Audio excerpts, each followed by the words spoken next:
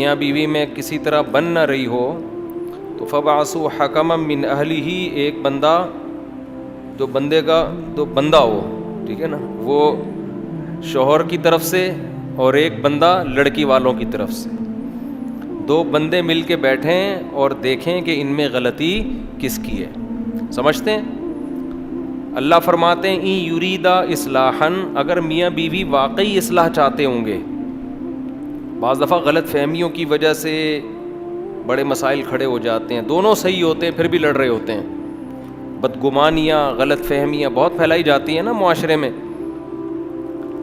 شوہر اگر محبت زیادہ دے گا تو عورت سمجھتی ہے کہ یہ میرا یہ نہیں غلام ہے، یا اس میں کچھ ٹیکنیکل فالٹ ہے کوئی اس کے اندر.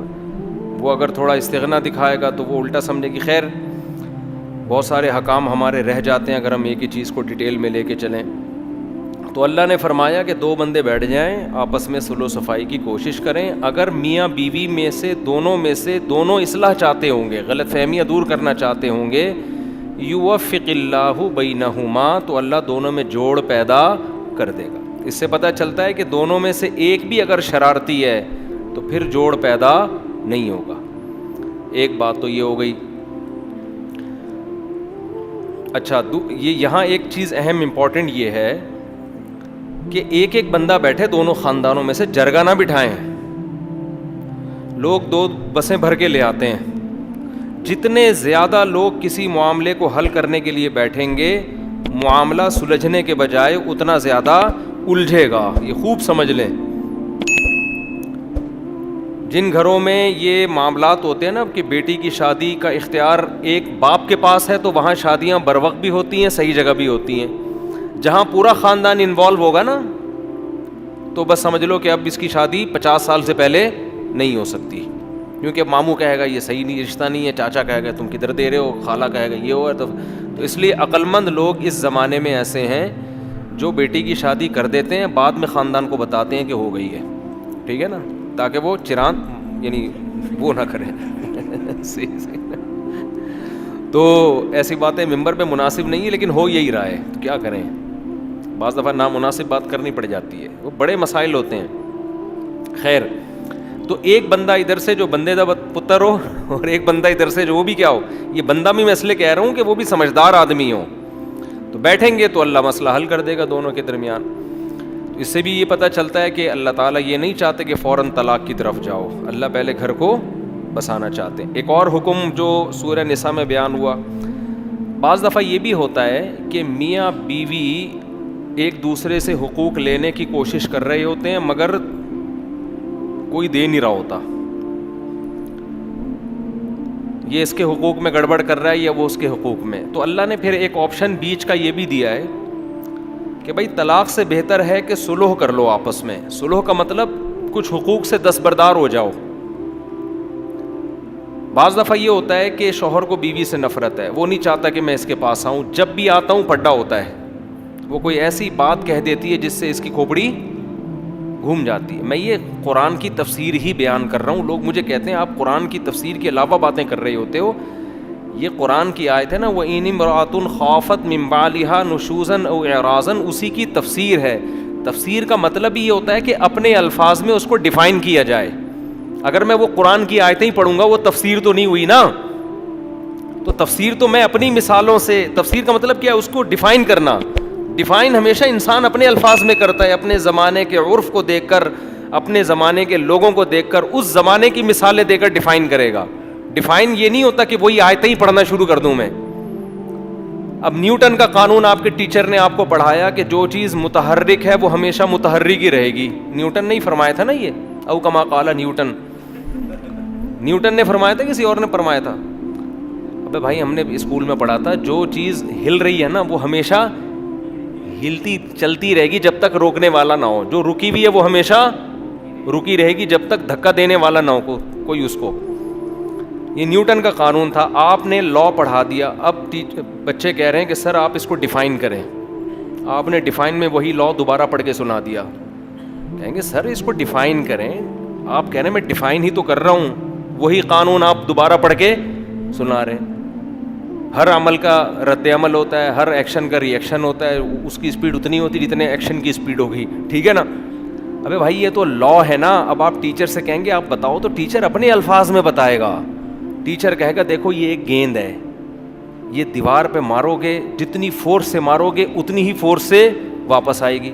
اب آپ کہو سر ہم نے آپ کو نیوٹن کا قانون پڑھانے کا گیند اور بلے کی مثالیں دینے کے لیے نہیں کہا. یہ میرے بیان کے ساتھ لوگ کمنٹس میں حشر کر رہے ہوتے ہیں کہ ان کو تفسیر کے نام پہ پتہ نہیں کیا چیزیں پڑھا رہے ہیں لوگوں کو. میں کمنٹس پڑھتا ہوں, جب بھی یہ تراویح والے بیانات کے بھی کمنٹس پڑھتا ہوں, میں ایسے نہیں ہو جاتا غافل کہ لوگ کیا کر رہے ہیں کہ بس ہم نے بیان اپلوڈ کر دیا ایسی کی تیسی جو جس پہ گزر رہی ہے. میں عموماً کمنٹس پڑھ رہا ہوتا ہوں کہ تبصرہ کیا ہے, لوگوں کا فائدہ ہو رہا ہے, نقصان ہو رہا ہے. اس میں بعض دفعہ مجھے میرے اصلاح کی چیزیں بھی مل جاتی ہیں. بعض کمنٹس ایسے ہوتے ہیں وہ نیگیٹو ہوتے ہیں لیکن ہوتے صحیح ہیں, تو مجھے آئندہ سدھرنے کا موقع مل جاتا ہے. تو میں وہ کمنٹس دیکھتا ہوں. بعض تو ایسے خاندانی کمنٹس ہوتے ہیں اسکرین شاٹ لے کے اپنے پاس سیو کر لیتا ہوں, سمجھتے ہو. تو انسان کو پتہ ہونا چاہیے اس کی بات کا معاشرے پہ کیا اثر پڑ رہا ہے. دیکھو اچھا ڈاکٹر آپ کا علاج کرے گا, 1 ہفتے کی دوا دے کے کہے گا رپورٹ پیش کریں ہوا کیا اس دوا سے, فائدہ ہوا کہ نقصان ہو. پھر وہ مناسب سمجھے گا تو ہفتے بعد دوا چینج کر دے گا, نہیں تو اسی دوا کو باقی رکھے. اور جو 2 نمبر ڈاکٹر ہوگا پکڑا کے بولے گا بھاڑ میں جائے, مادہ فاسدہ نکل جائے بس کسی طریقے سے, اس کا پیٹ صاف ہو جائے, مرے جیے ہماری غرض. تو اس لیے میں کمنٹس دیکھتا ہوں, لوگوں کے تبصرے پڑھتا ہوں. تو لوگ بہت سے یہ تبصرہ کر رہے ہوتے ہیں کہ تفسیر کا لیکچر ہے اور اپنی زیادہ چلا رہے ہوتے ہیں. تو اپنی کچھ بھی نہیں ہوتی اس میں, آیت قرآن کی ہوتی ہے, مثالیں ہم آج کے زمانے کے لحاظ سے.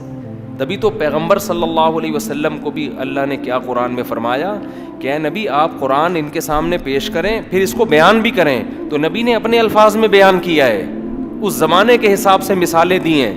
سمجھتے ہو کہ نہیں سمجھتے؟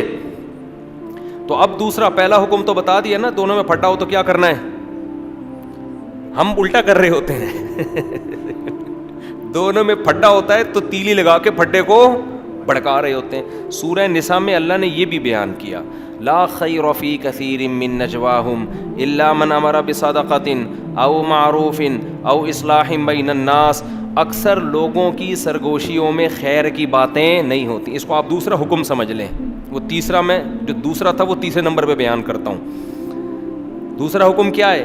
اللہ فرماتے ہیں کہ جب لوگ آپس میں سرگوشی کرتے ہیں, چھپ چھپ کے باتیں کرتے ہیں, ان باتوں میں اکثر خیر کی باتیں نہیں ہوتی. کتنی خاندانی آیت ہے یار. کیا مطلب؟ جب لوگ ممبر پہ بیٹھ کے بات کر رہے ہوں گے, کھلے عام تقریریں کر رہے ہوں گے, اسٹیج پہ خطاب کر رہے ہوں گے, ساری پازیٹیو باتیں,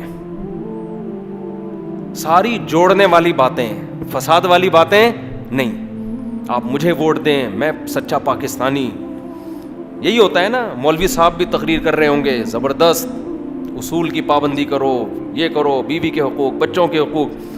قرآن کہتا ہے لیکن جب چپ کے آپس میں جو سرگوشیاں ہوتی ہیں نا, ان میں خیر کی باتیں کم ہوتی ہیں, ان میں لڑانے کی باتیں زیادہ ہوتی ہیں.